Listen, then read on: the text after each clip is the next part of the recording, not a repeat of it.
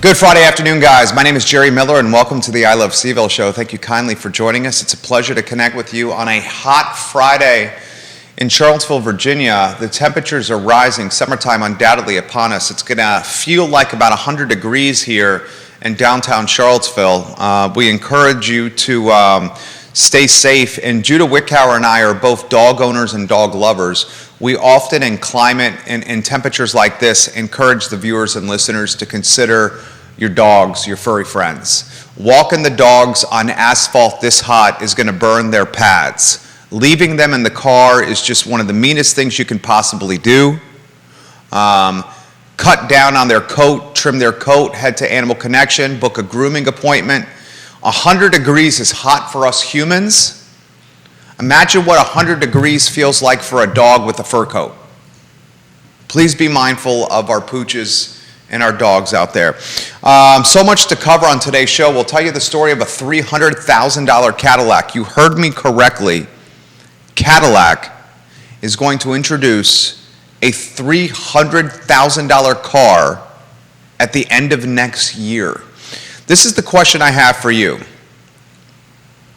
How many of these big brands have utilized this inflationary setting, this inflationary economy, to just raise their prices and to set a new standard for pricing that's going to exist in perpetuity? Yes, the brands want to be empathetic. Oh, we feel for you, American consumer. We understand that gas and groceries and inflation are killing you. We're going to do our best to figure out a way to help you as an American consumer. But folks, how many brands and businesses are just leveraging inflation and saying, you know what? These are going to be the new prices moving forward.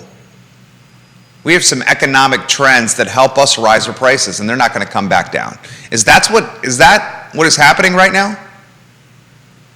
I mean, even if gas, people are talking about Labor Day being one of the lowest demand days for gas in a long time because inflation is pinching pennies. People aren't going to drive, they're going to stay home, so gas prices are going to drop. I mean, even with gas dropping, it's still in the 370s, 360s. I mean, is that the new price? Is that the new price? Because brands and businesses are pursuing a level of greed to fatten margin? We'll ask that question today on the program. I also want to relay a United Nations-backed deal. The United Nations helped broker a deal between Russia and Ukraine to resume commodity exporting through the Black Sea from Ukraine. So I'm going to give you a couple statistics first. Ukraine is one of the world's biggest wheat exporters. And Russia has been blocking the Black Sea, which is keeping the grain in silos in Ukraine right now.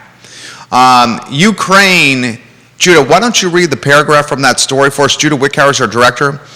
You find that paragraph that highlights the importance of Ukraine from a commodity standpoint, mm-hmm. and the significance this country has on certain various commodities.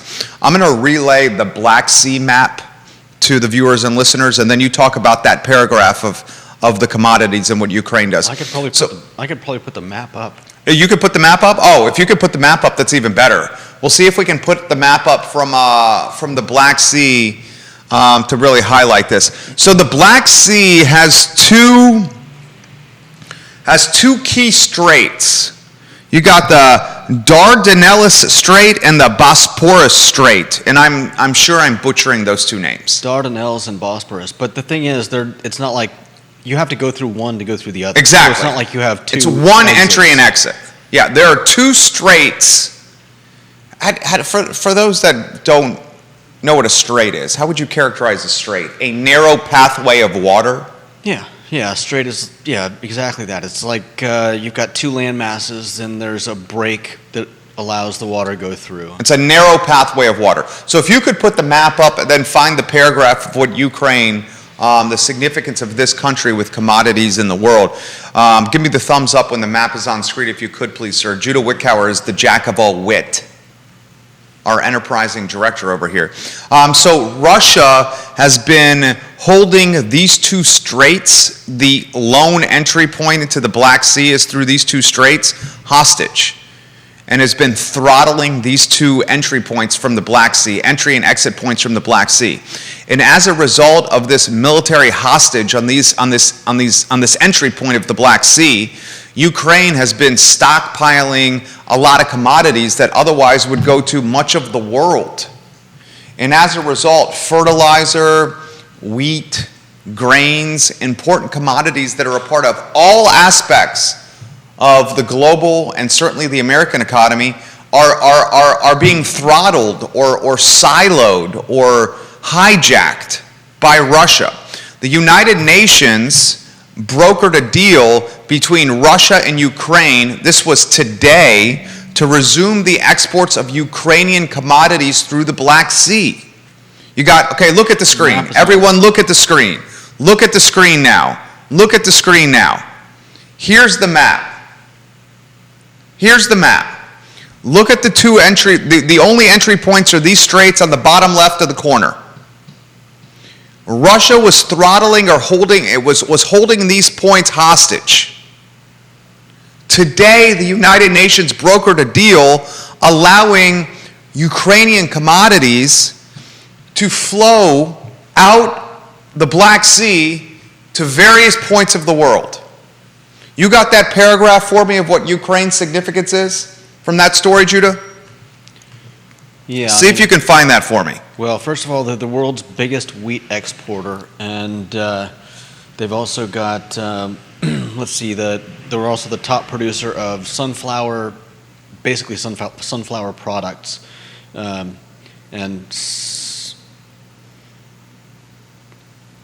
here it says Ukraine is the 7th largest wheat producer. Normally the world's top producer of sunflower meal, oil, and seed, the world's top exporter of sunflower meal and oil, the world's 7th largest wheat producer, fertilizer, a significant producer of fertilizer, Ukraine. I mean, you see the importance of Ukraine for the world and why Russia wants control, why Putin wants control.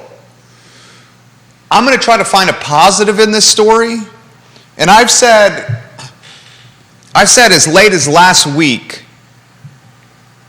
that I think inflation may be plateauing. You got gas dropping, you got the labor market cooling, you got now another positive, Ukraine getting its important commodities out of its country to the world, helping a supply problem that undoubtedly has been pinched with Ukraine keeping its goods on the sidelines because of Russia's hostage or its war efforts. It looks like Ukraine may have been keeping Russia hostage in a manner of speaking as well. Sure. Well, so listen to this. I never knew this. Apparently, Moscow is blaming Ukraine for laying mines in the Black Sea, which means that Russia hasn't been able to move stuff through the Black Sea either. Yeah, I mean, it's a mess. Yeah. And the collateral damage is all the countries in the world, many countries in the world impacted by this. Yeah, mainly Middle East and Asia.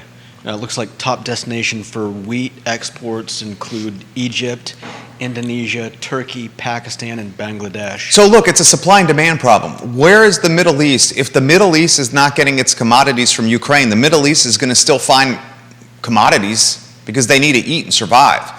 So that means the Middle East is going to be going after commodities that otherwise would have gone to other countries. Well, and if they're a major exporter to Egypt, Egypt is at the top of Africa. That may be, I don't know for certain, but Egypt may be kind of like a gateway, a branching off, no doubt, for all of the wheat to get down to the rest of Africa. It's the center of the spider web. Yeah, I mean, there's no doubt about it.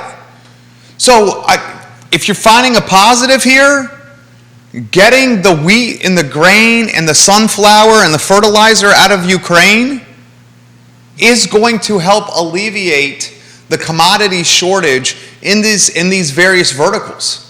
And another positive is definitely the fact that Russia and Ukraine came together and signed an agreement on anything.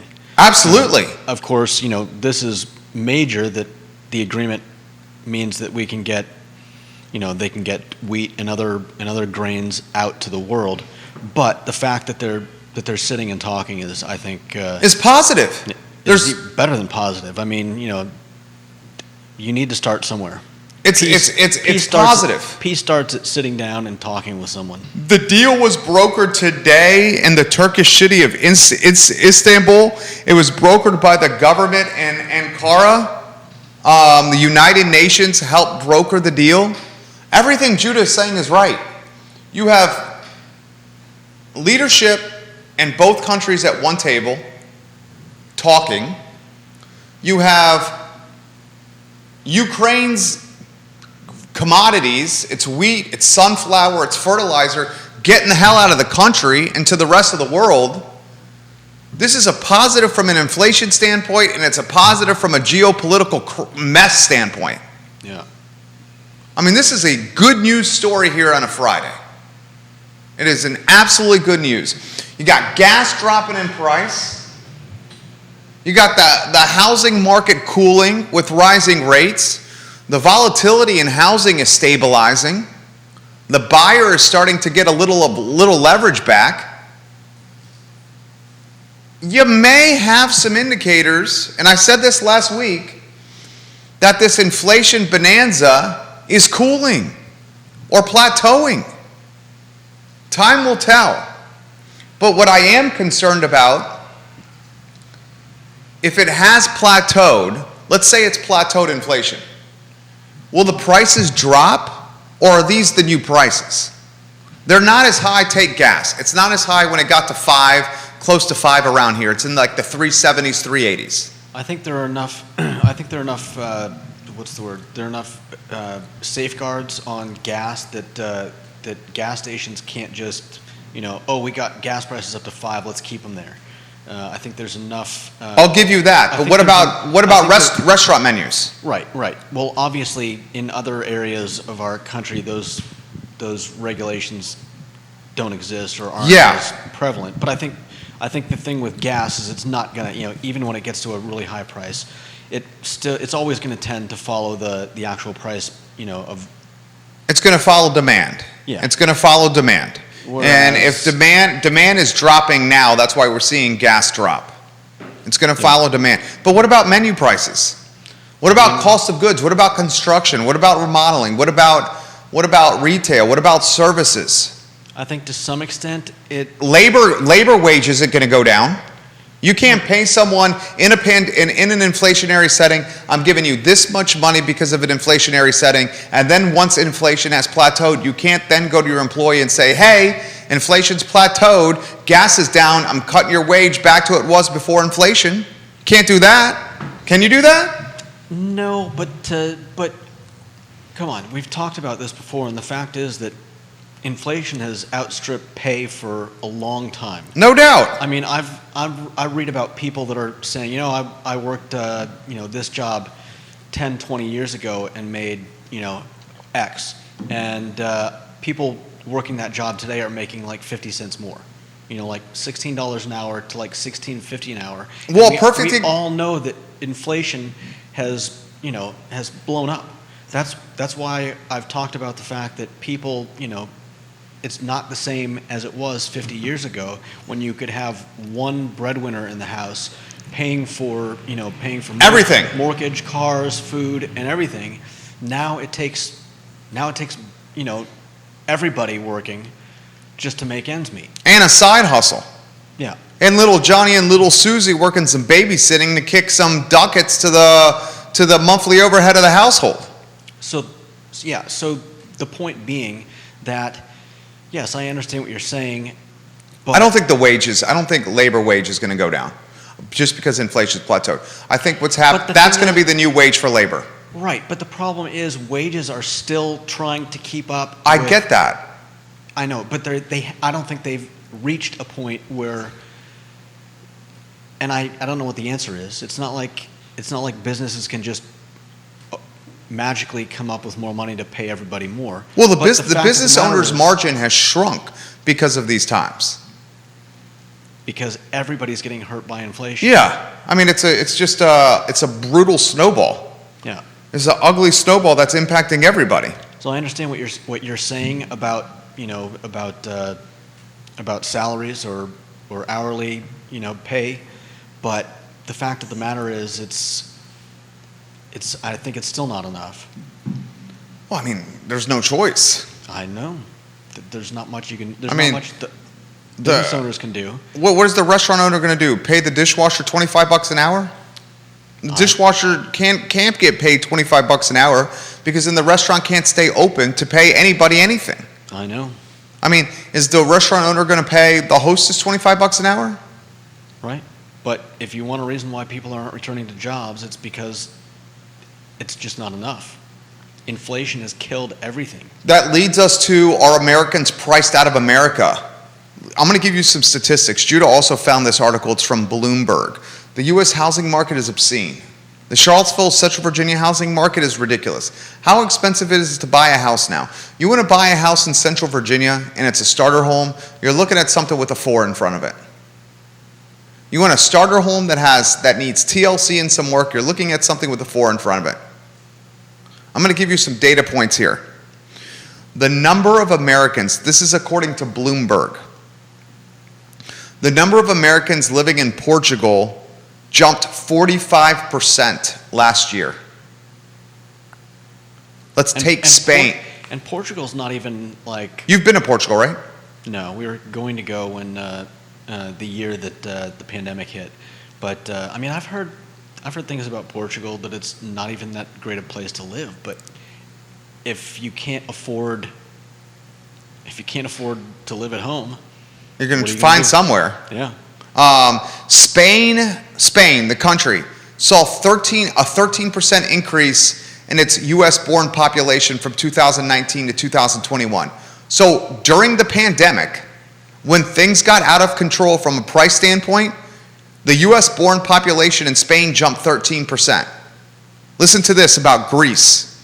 Inquiries about moving to Greece at Sotheby's International Realty soared by 40% from April to June of this year.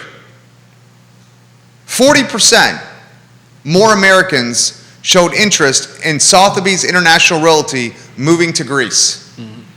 Let's talk Italy. In the first quarter of 2022, Americans comprised 12% of Sotheby's Italian revenue, compared to 5% in the first 3 months of 2021, and more than 2x'd Americans heading to Italy. Mm-hmm.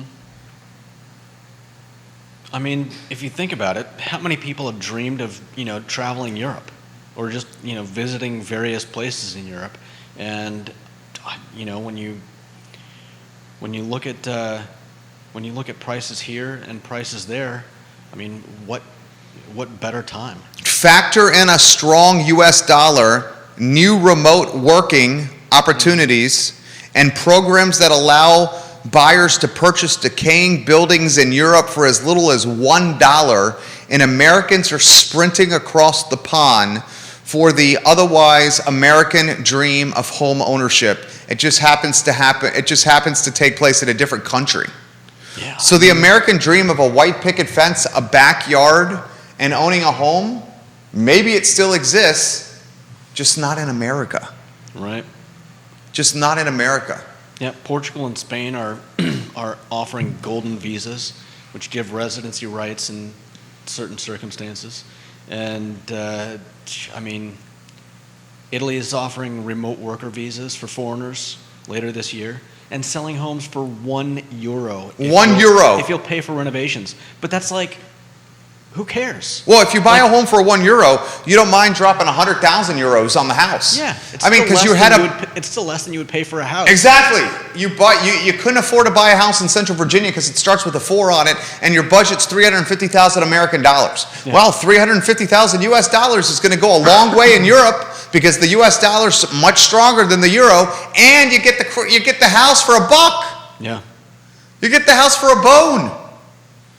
I was slightly nervous to relay this story on air because I saw Judah packing his Samsonite off air in the green room. Gotta say, I'm thinking about it. I mean, the man's about to sprint to Spain, to Madrid. What would you do in Madrid? Oh, Madrid is an incredible city. I know you've been there, right? Didn't your dad used to live in Madrid? Didn't he own a bar there? No, he owned a bar on the southern coast. I think it's Naranja. In Spain? Something or other. Yeah. Okay. Let's see. Tell us your memories of Madrid before we go to the next topic, Wickauer. Kevin Higgins, I'll get to that question. We're about to tell you about we're about to explain or pass along to you the specs of a $300,000 Cadillac. Kevin Higgins is asking if the Cadillac has bedrooms. Tell us about Madrid, though, Judah. Madrid is incredible. I mean, it's got city and it's got. I mean, I remember buildings and parks. There's an amazing park where you can rent paddle boats, and it's got some incredible sculptures, and it's just beautiful. And walking around, I mean, the nightlife is just a blast. And you came home? I mean, we were in Madrid for a few days, and then we went wherever we went after that. He's a globetrotter, Judah Wickauer. I don't know about that, but it was just running around at night with my sisters. There are like big open squares where you could just sit out on patios. If you could move anywhere, where would you move? Probably Madrid. You'd move to Madrid? I don't know. I'd maybe want to see a few more places first, but yeah, Madrid is pretty amazing. I also like Savannah, but You also what? I also like Savannah, Georgia. But Yeah, if we're I know talking you're a huge outside fan of of Savannah. America. I love Asheville, North Carolina. Asheville, North Carolina reminds me so much of Charlottesville. You got the mountains, you got the restaurants, you got the music, you got the beer scene, you got the outdoors. I love Asheville. But if you've been to Asheville, North Carolina recently, you realize that Asheville is extremely expensive. You think Charlottesville, Virginia is expensive? Go spend a long weekend with your better half in a hotel in downtown Asheville, enjoying the restaurants, the breweries, and the nightlife. And you'll realize it's 10 to 12%, 10 to 15% more expensive than Charlottesville. Damn. And you think the mentality is lower, slower on the map. The lower you go, things move slower, more affordable. Not the case for Asheville. It depends. It's a cliche. I mean, it doesn't work for everything. It certainly doesn't work for Charlottesville. My wife, when coming from the Big Apple from New York, grew up on Long Island, moved down here because she got persuaded by a charming, easygoing man to get her to come down here. I don't think she would say I'm easygoing. I think she would say I'm charming. She would say I'm charming. She would not say I'm easygoing. She was shocked coming from the Big Apple to Charlottesville of how comparable the prices were. Rent, nightlife, restaurants, housing, very comparable. Big Apple to Charlottesville. Sure, Big Apple's higher.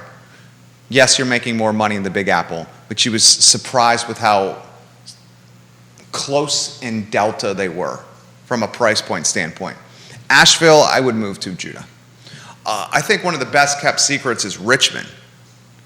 If you want to find a deal on some housing, you go to Richmond, where they have inventory galore. I mean, you could get some quality housing in Richmond, Virginia at 40% less the cost of Charlottesville. Really? Oh my God. In a decent neighborhood? I mean, you got Shockoe Bottom, Jackson Ward, Shockoe Slip. I mean, obviously the west side of Richmond, you're going to drop some ducats. People want to live on the west side. You got good schools on the west side. You got proximity to shore, proximity to Charlottesville. West side's expensive, but there's still neighborhoods in Richmond where you can get a steal. We were walking around Carytown, and right off Carytown proper, one of the side streets from Carytown, they had these beautiful row houses on Carytown, mid-4s, 3 levels, 4,000 square feet, standalone home. You put that in Charlottesville, it's probably in the 8s. Yeah. The C&O row houses between Beer Run and Market Street, those are $1.2 million to $2 million. That's crazy. Have you seen those row houses? Yeah, I've seen the outside. I mean, they're spectacular. I mean, they're essentially brownstones in Charlottesville with rooftop decks, but you're dropping close to $2 million on them. Yeah. I mean, you're paying for proximity and location. And you want to hear something bananas? How about a $300,000 Cadillac? GM today unveiled the Cadillac, how would you say this? The Celestiq? Celestiq. Is that how you would say it? Yeah. No. No. What do you mean no? You don't think it's Celestic? Does that sound sexy and... Cadillac is going to come up with a name for a car that Americans can't say? Celestique. You know when Chevy came out with the Chevy Nova? You've heard of the Chevy Nova, right? Yeah, I guess. Chevy Nova, N-O-V-A, right? The Chevy Nova did not perform well in Spanish-speaking countries. You know why? Nova. It means new. Nova in Spanish means doesn't go.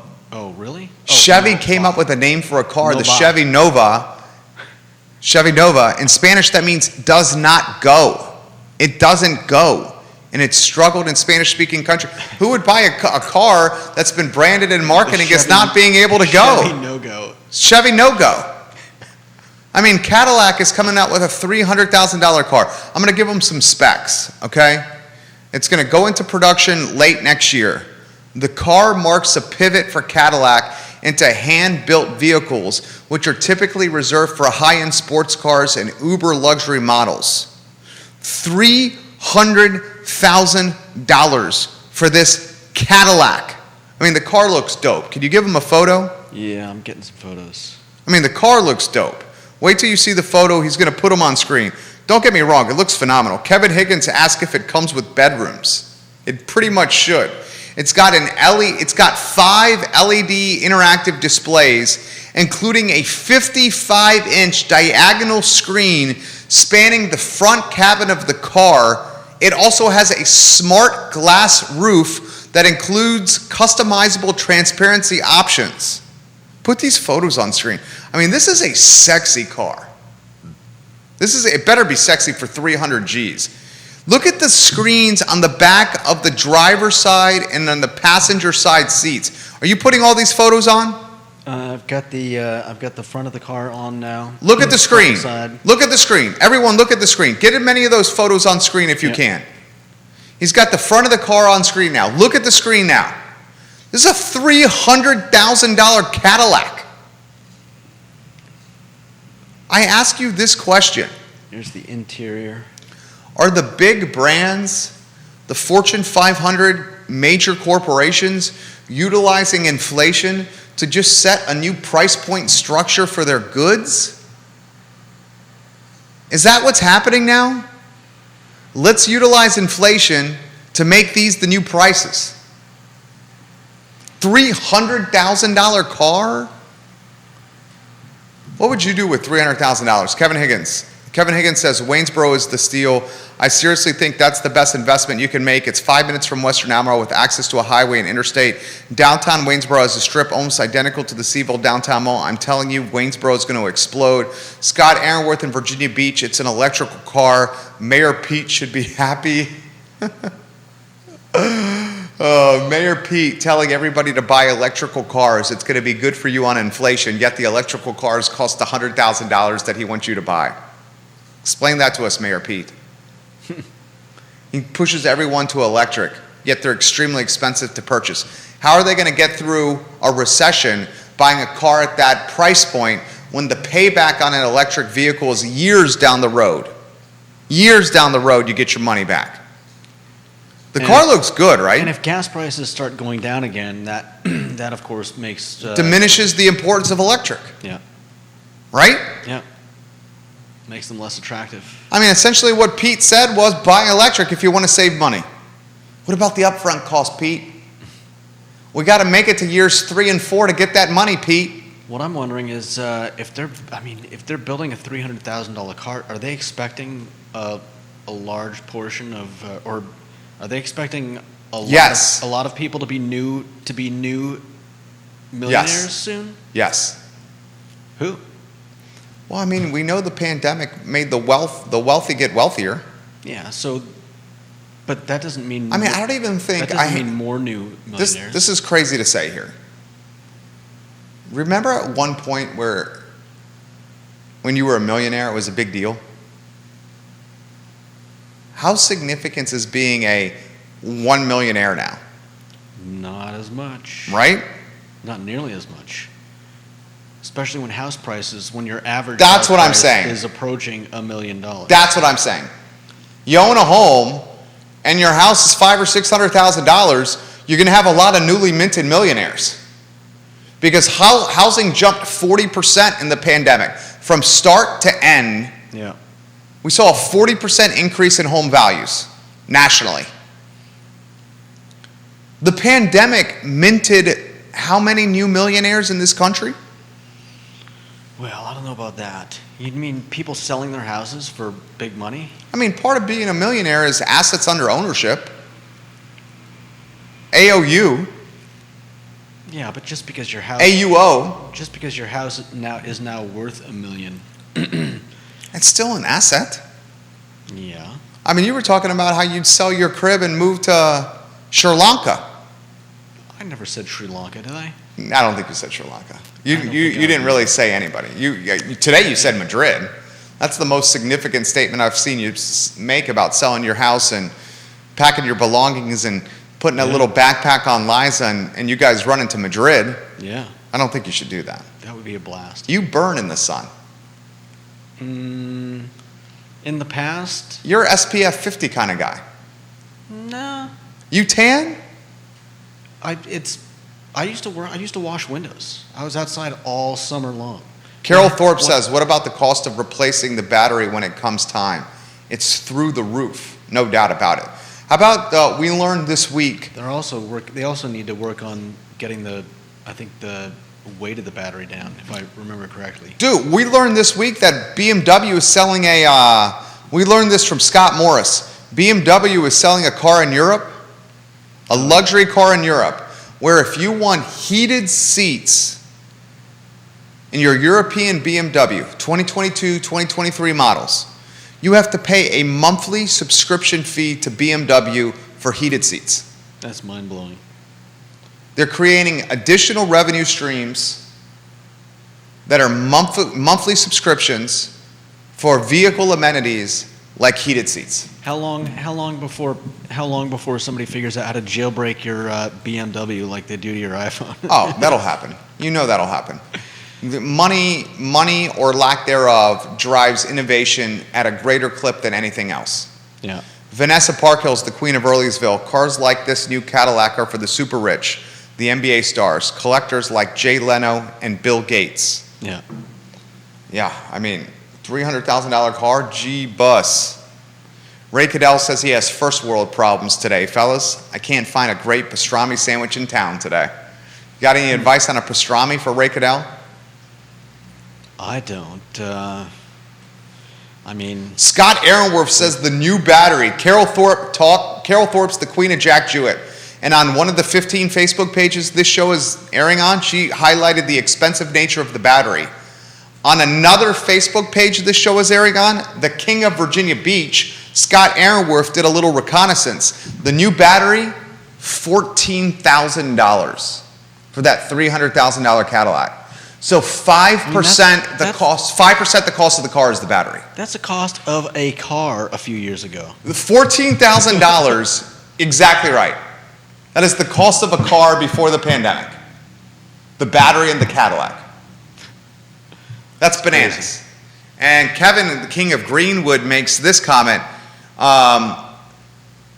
Where do the dead electric vehicle batteries end up? They're biodegradable. No, I'm just kidding. They end up in a That'd be landfill. funny. Yeah, most likely. Right? Yeah. Where do they end up? Well, now I'm sure they have. They end up where the plastic bags end up in the city of Charlottesville. I don't know. I don't know about that. I was joking. When giving it a second to gel in my brain, I gotta figure that with all of the important metals involved in car batteries, there's no way they're letting people dump electric car batteries in landfills. Because it's bad for the environment. No, because they need Because they can monetize that. They need to recycle all the nickel and copper, whatever other metals they're using to make those. Did you just make that up? No. You made that up, or is that true? No, It's like when people go into rundown houses and strip all the copper out of the walls and then go to the junkyard and sell them? Yeah, more or less. But, think about it. Right now, we have a shortage of precious metals that are used for not just chips, but car batteries. And so you'd be insane to let people just dump their old car batteries. I mean, their old, electric car batteries, and not, find a place where they can, be recycled for their parts. When do you and I both have gas vehicles? Yeah. You got a Ford Fusion? Yeah. I got a Ford Explorer. 2 Fords here. The next one you purchase, is it straight up electric or is it hybrid, electric, and gas? If I had to have some type of electric involved in it, it would definitely be hybrid. Mine would be hybrid too. Yeah, there's no reason to go full electric at this point. That's how I feel. I mean, how are you gonna, if you want to drive cross country, what are you gonna do? That's my point too. The electric is a nice little amenity when you're driving around town, but I'm not going to want to navigate various where to find electric charging stations on an app on my phone when I'm driving outside of Central Virginia. I just want to get from point A to point B. And the time it takes for these electric vehicles to charge is significant when compared to the time it takes to pump gas in a car. You're talking hours for a full charge here. Hours. $300,000 Cadillac, ladies and gentlemen, from GM. Kevin Yancey made this point. Yancey, are you watching the show right now? Yancey made the point earlier in the week that the car manufacturers are doing away with the entry price point. They want you to purchase cars at the second level price point, and not the entry price point. Vanessa Parkhill, Queen of Earlysville. I believe I heard the other day that old solar panels are required to be disposed of as hazardous waste in California. Batteries are probably the same. Yeah, I'm just looking it up, and Who's this according to what? According to whom or what outlet? This is CNET. Okay. Lithium, nickel, cobalt, and other elements inside an EV battery present a toxic challenge that recycling attacks by keeping batteries from blah, blah, blah. And so basically they need to find ways to reuse them. The best way to keep an EV battery from becoming a problem is to keep it driving a clean EV. That could mean taking good batteries from wrecked EVs and using them in other cars, or focusing on swappable batteries as advocated by blah, blah, blah, blah. However reuse is executed, it's the most direct way to fully exploit an electric car battery. Nicholas Erpy, welcome to the program. It just doesn't make economic sense to be tossing them out when the car goes bad. Joshua Raimundo, welcome to the program. I mean, when it comes down to it, everyone's talking EVs and electric vehicles, and don't get me wrong, the Tesla looks dope. I'd love a Tesla. The Tesla looks dope. No doubt. It is so cool looking, dude. Mm-hmm. But you're months out before you get your Tesla. You order it, you buy it today. You're not going to get it for 90 to 120 to 180 days. And when it comes down to it, market share for electric vehicles in this country is below 10%. So while everyone's hyping and hooting and hollering about EVs, 1 in 10 cars on the road are electric vehicle. 1 in 10. Now, I would bet you in Charlottesville and Albemarle County, it's a greater percentage than the national average. You would give me that, right? Probably, yeah. Because of the money, right? Because of the wealth in the area. Yeah. And because of you could probably make a correlation with electric vehicles and political ideology. There's some kind of connection there. Yeah. Certainly wealth and electric vehicles, there's a connection there, because EVs ain't cheap. Yeah. Here we go. So lithium, nickel, cobalt, and other elements inside an EV battery present a toxic challenge that recycling attacks by keeping batteries from ever being truly discarded. And there's a company called Redwood Materials, and they say the largest lithium and cobalt mines in the Western Hemisphere can be found in our country's junk drawers. Junk drawers? Yeah, because of all those metals. I think the point is that there are not large deposits of lithium and cobalt that we're finding like that. And so a lot of this stuff is left over in our phones and our our electric batteries and stuff, and so finding a way to recycle that is almost a 100% necessity, because as we've seen, what happens when you have a shortage in something like this that you absolutely need for computer chips or car chips or whatever. Multiple people are asking you to put the pictures back on screen of the Cadillac. The cars. Rotate all the Cadillac photos back on screen. Jonathan, they're coming on screen. Jonathan's listening on Spotify. He leaves the comment. There's the exterior. Jonathan, the only way you're going to see this if you're listening on Spotify is if you get a visual component of the show. I appreciate you interacting with us on Spotify, but hop on Facebook, Twitter, LinkedIn, Instagram, YouTube, a visual to see these. Are you rotating the photos? I will be. Rotate the $300,000 Cadillac. Kevin Yancey, this is what you were talking about earlier in the week, how the manufacturers are cutting out the entry point in their fleet of vehicles. This is exactly what you were talking about. The entry point model has been cut out of the manufacturer fleets. I feel like that's shooting yourself in the foot, though. No, it's not. Why? Why? People still need to buy cars. Instead of buying the entry point, they're just going to buy the second level up, where the margin's fatter. Or they're going to buy used. There are no used cars on the market right now. That's not going to keep going forever. And I understand that. And if car companies are banking on never selling lower-priced cars, I feel like they're shooting themselves in the foot. Kevin Yancey says there was a lithium vein found in Arizona. It's big enough to supply batteries for 50 years. Damn. Well, That's good knowledge from Yancey. Yancey's well-read. He sees a lot of stuff. Yancey, this car had us thinking about you. He says this is bull, then used a bad word. This is bull, what's happening here. He put this on our radar and said this was happening. Kevin Higgins, King of Greenwood, can you imagine cruising down Interstate 64 in that Caddy and seeing a herd of deer on the side of the road? I bet the feeling would be similar to what D.B. Cooper felt right before he jumped out of that plane. A herd of deer on the side of the road when you're driving your $300,000 vehicle? Bambi, please don't cross the road. My car's $300,000. Bambi, don't cross the road. I can't hit you, Bambi. That's what he's talking about right there. You've never hit a deer with your car, have you? Yeah. You have? Mm-hmm. They do damage. Oh, yeah. My friend hit a deer with, the deer had antlers. Ooh. The antlers went through the windshield and sliced his face. Yeah. You don't want to hit any animal, but particularly for those reasons, they can come straight through your window. He tells us to look at the 2023 Cadillac Escalade. Tell us about the 2023 Cadillac Escalade. I'm going to caranddriver.com to see the 2023 Cadillac Escalade. It starts at $82,000. That's the entry point for the 2023.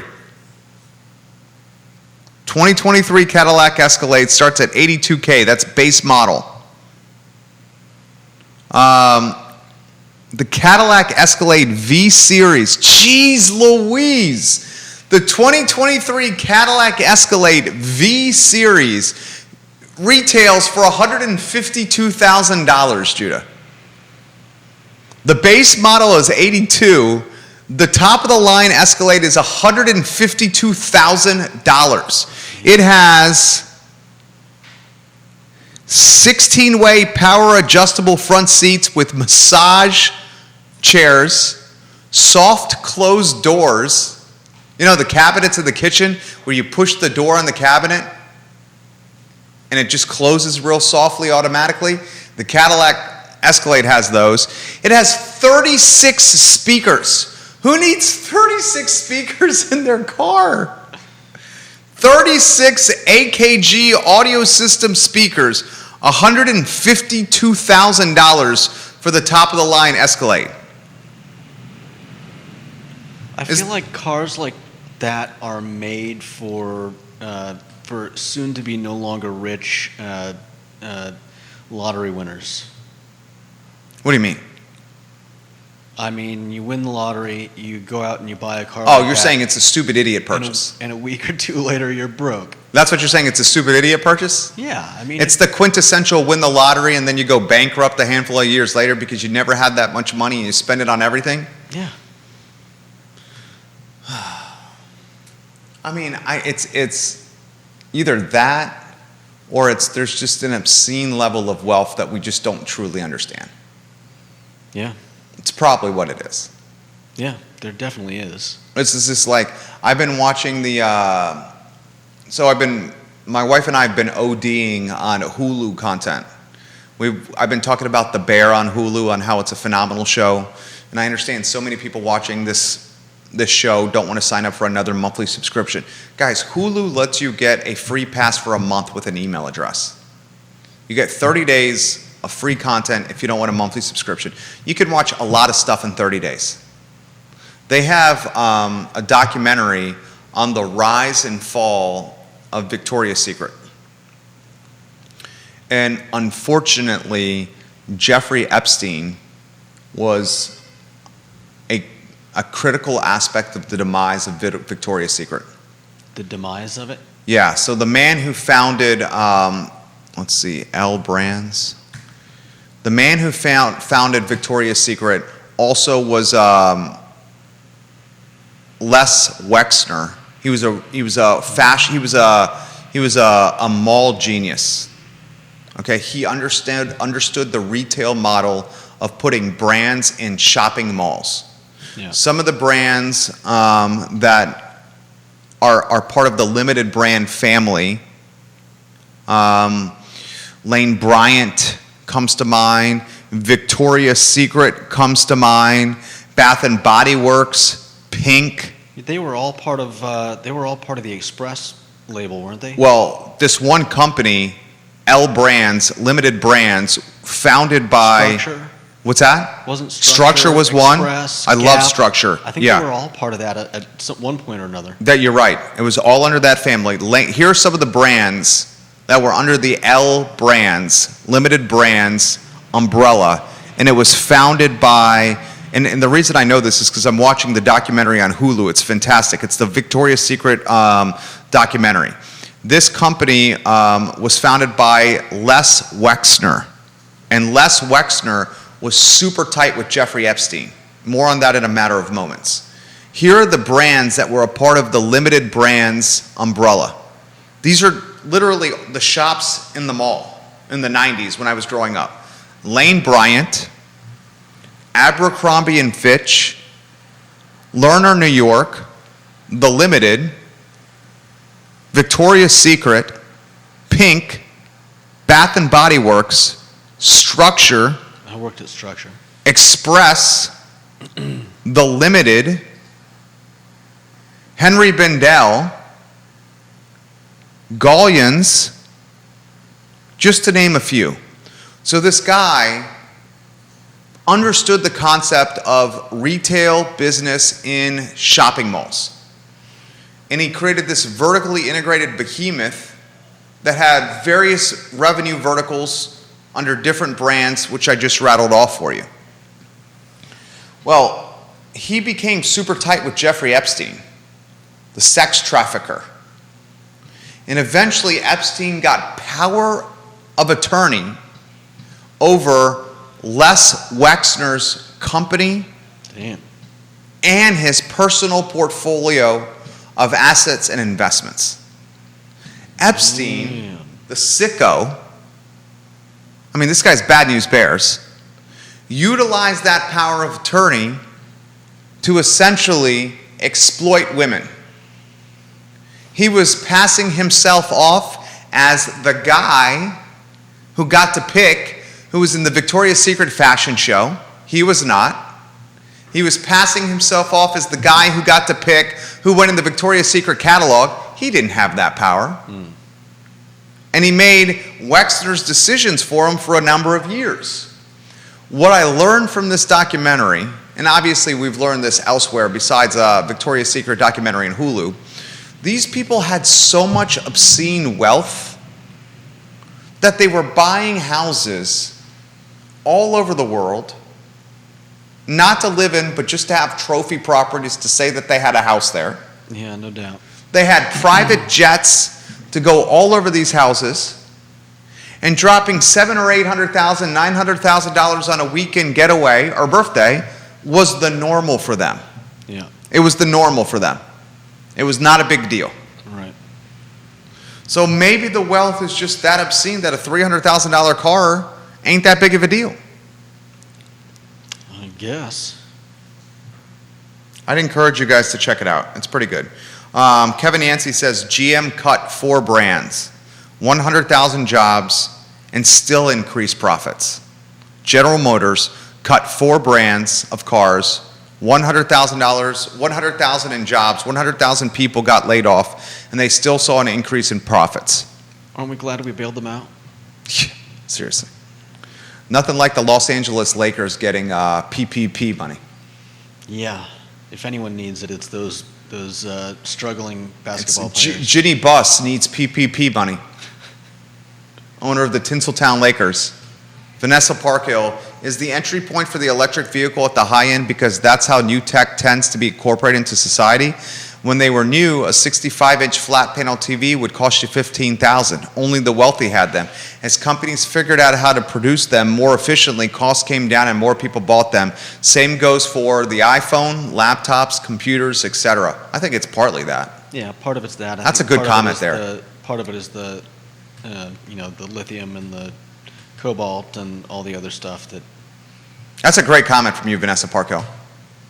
Watch the Victoria's Secret. I've given you 2 show suggestions. Let me give you the exact name of this, Hulu. I've encouraged you guys to watch The Bear on Netflix, on Hulu, The Bear. And now I'm encouraging you to watch this documentary, Victoria's Secret, Angels and Demons. It's a 3 or 4 part documentary, easy to watch on Hulu. Get a free subscription for a month and watch it if you don't want the monthly fee. Both those shows are entertaining and educational. Both of them are. Anything else you want to add? I learned today that there's a Cadillac Escalade that retails for $152,000. I learned today that Cadillac's about to release a $300,000 car. I learned today that Russia and Ukraine just negotiated a peace treaty at Istanbul thanks to the United Nations, and now commodities will be exported from Ukraine again through the Black Sea. I learned today that apparently Ukraine was decided that, what? You're not going to let us use the Black Sea? Well, screw you, we're going to drop mines in there, and you can't use it either. I just want that war to be over. Yeah, no doubt. Don't you think? Definitely. I feel for the Ukrainian people. Judah Wickower, you had a great week today. Appreciate you. I have a great week every day. That's debatable. Tomato. Beauty is in the eye of the beholder. All right, he and I are off to a photo and video shoot at 1:45. It's a Friday. We encourage you to keep your dollars in the community and support the businesses and brands that you want to see survive this recession. Because if you don't, they won't make it. Keep your bucks in the community, please. His name is Judah Wickower. You may see him on a beach in Madrid. Are there beaches in Madrid? I don't think so, unless you count like ponds, and I don't know about lakes, but probably not. Okay. So I can't say you're going to find him at a beach in Madrid. But maybe Naranja. Oh, is that where you're going to move to? No, that's where my dad had his place, and didn't he love it? I checked. It's on the southeast coast, and it's a tiny little place. I mean, he and his friends. Yeah, multiple people are saying there's no beaches in Madrid, Jerry. Sorry. Sorry. I'm not very well traveled. He had a bar for like super cheap. I mean, it's probably like you could do the same thing today. Probably go buy a bar real cheap and just live it up. And I mean, if you want to buy businesses, Judah and I are the people you want to talk to. Unless it's in Spain. well, I mean, if you want to buy a business in Central Virginia, Judah and we just sold 2 of them. Details coming potentially next week on those. All right, we're out of here. Judah Wickower, the jack of all wits. Jerry Miller, your host, the I Love CVille Show, presented by Skooma Boutique Dispensary. We'll see you Monday, guys, for the next edition of the show. You guys have a good weekend. Take care.